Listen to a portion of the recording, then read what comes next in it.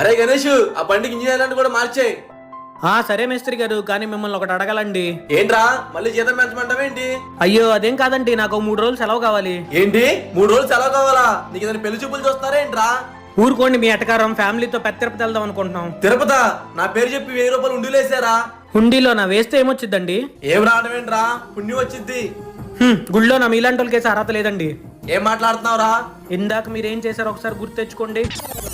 బాబు బాగా ఆకలేస్తుందయ్యా, తినడానికి ఏమైనా పెట్టించండి అయ్యా. ఏంట్రా, జాలిగా మాట్లాడినంత మాత్రాన పెట్టిస్తాను అనుకున్నావా? ఇక్కడ తాసంబం దాసావా? వెళ్ళి ఇక్కడి నుంచి. రే, కస్టమర్ వచ్చే టైం అయింది, ఈ ముసలాన్ని ఎక్కడి నుంచి ఇడిచారా? అయ్యో సార్ లెగండి. మేస్త్రి గారి పుణ్యం అంటే గుళ్ళకెళ్ళి 100,000 వేయటం కాదు, ఆకలన్నడికి ఒక పూట అన్నం పెట్టడం. దానికి మించిన పుణ్యం ఏదీ లేదు. ఏమీ తినలేని దేవుడికి అన్ని పెడతారు, ఆకలి అన్న వాడికి మాత్రం ఏళ్ళు చూపిస్తారు. Black status of this fake society.